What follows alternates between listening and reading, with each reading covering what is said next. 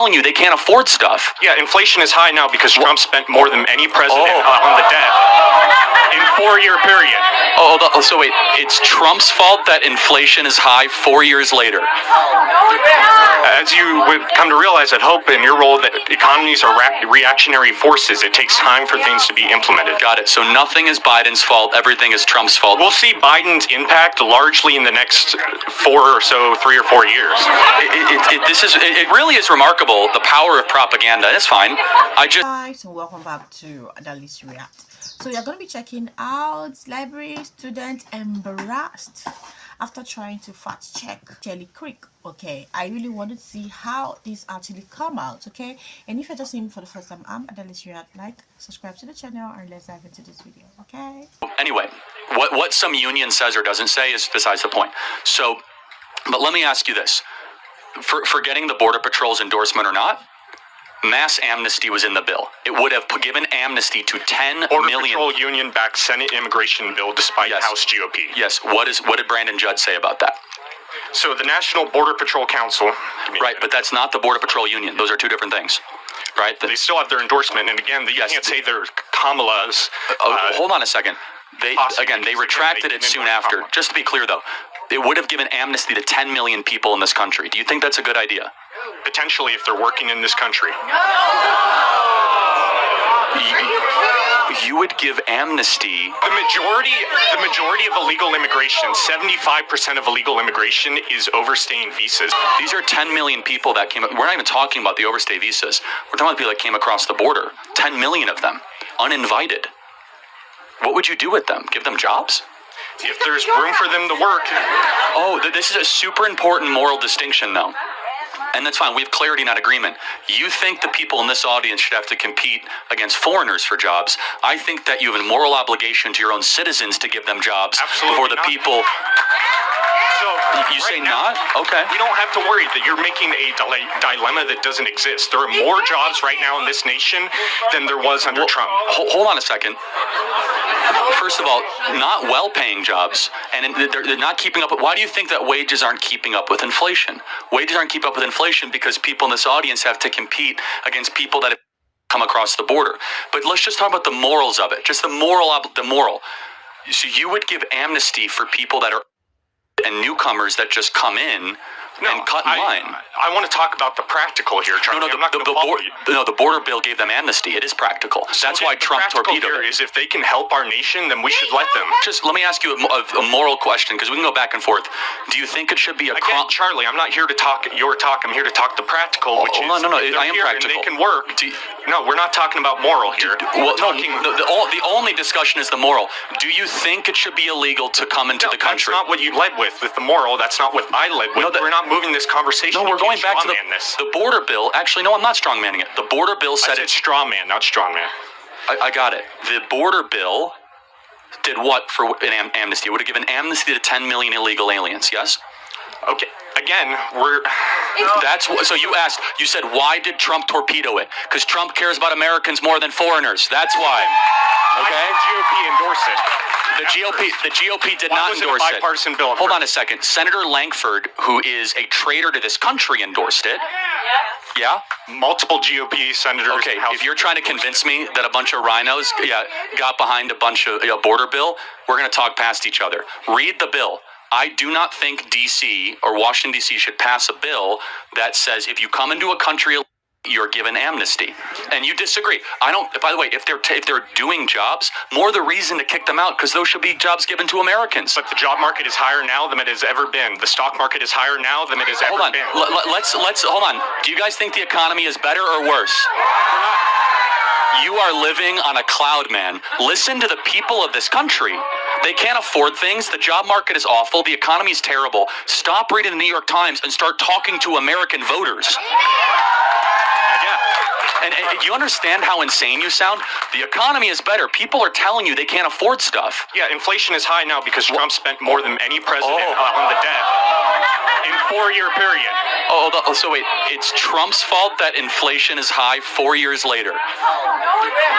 As you would come to realize, I'd hope in your role that economies are reactionary forces. It takes time for things to be implemented. Got it. So nothing is Biden's fault. Everything is Trump's fault. We'll see Biden's impact largely in the next 3 or 4 years. It really is remarkable, the power of propaganda. It's fine. Do you think that Kamala Harris and Biden are successful? It depends on what metric. But economy-wise... No, I actually do agree. They are a huge success in destroying the country. I totally agree. If you look at economists, right, some of the nations, actually, many of the nation's leading economists have endorsed Kamala Harris for presidency because they say that Trump will ruin the economy. Then why didn't he ruin it the first time? He did. Trump ruined the economy? Again, it's reactionary forces. What Trump did is he handled... So let me just ask one final thing. What is Kamala Harris's greatest accomplishment? Kamala Harris's greatest accomplishment? I think it depends on who you ask, but I would say... Yeah, I would say it was cutting child poverty in half. She did that? The Biden administration, her and Biden did that, yes. And that was...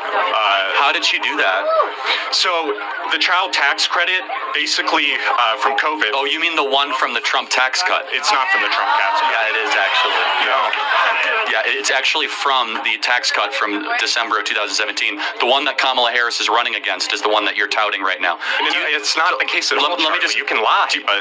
No, I mean, you're just totally wrong. I encourage everyone to look up the child tax credit right now on your phones. Yeah, the child tax credit was part of the look Trump on what tax bill cut. it was passed. Look what year it was passed. It was during the... Yeah, it was 2017, literally. Donald Trump expanded the child tax cut credit in 2017. Final question. Do you think that Kamala Harris would do a better job the next 4 years than Donald Trump? If so, why? To make the case, I'm curious. Okay, so I would agree that Harris would do a much better job than Trump for a variety of reasons. Again, if you look at our current track record, we're coming out of the COVID and the Trump policy. We have the most amount of jobs. We have the highest paying stock market. We have child poverty that's cut in half. We have the most, the tax credit. So we have multiple reasons. And then if you look at the case against Trump, you'll see that multiple economists have said that Trump will ruin the economy, right, including Nobel Prize winners. No, it's just, and this is actually really instructive. And thank you for embodying it so perfectly, which is that, like, everyday people are no longer buying the rubbish, that everything's fine, everything's great. Young people can't afford homes. Right, because if you, here in Montana specifically... No, every state has seen housing prices go up. But not just that, it's that energy prices are up.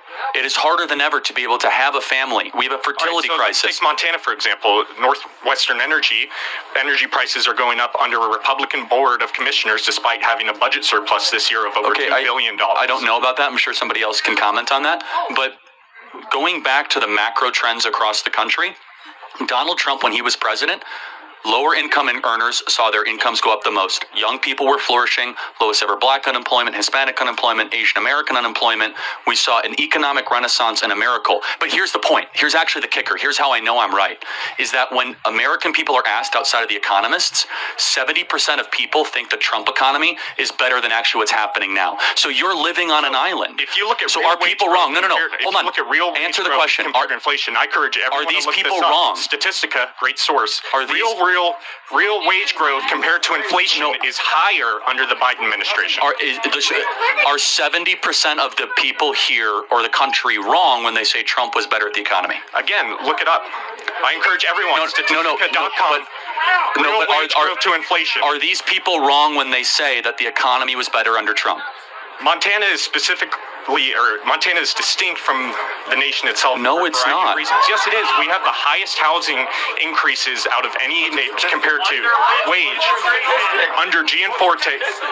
So compared to average wage growth, or average wages, it takes more to buy a house here in Montana than anywhere else in the nation. That includes California. That includes... No, it's fine. Thank you for coming up. I appreciate it. And it's just, this is the divide. is that 70% of the country is saying, oh guys, this is really so interesting and very educating. I would say that, you know, he said economy is bad because of Trump 4 years ago. And he also said something. He said then, he actually said the economy is great due to Joe Biden and Harris right now. For me, you're just too complicated, because he said the economy is bad because of Trump 4 years ago, and then the economy is good now because of Joe Biden. I think that is one of the reasons why the Democrats, which is Harris, failed, you know, lost the election, because you guys, her supporters are not putting things in together. Like, they're not putting two things together for someone to understand. He clearly does not want to listen to what Charlie Kirk have to say. He just wants to prove out his facts, prove out his points, and so that he will just be like, these points are right, without even want to listen. How would you get, or how would you learn when you don't listen, you know? And I put it to you that this is an example of food is expensive. This is an example of food is expensive, but we can afford it, you know. So what do you guys think about this video? What do you guys think about Charlie Kirk educating the student? Because he clearly needs to learn to listen and to understand. Thank you so much. Don't forget to like this video, subscribe for more, and I will see you on my next one. Bye.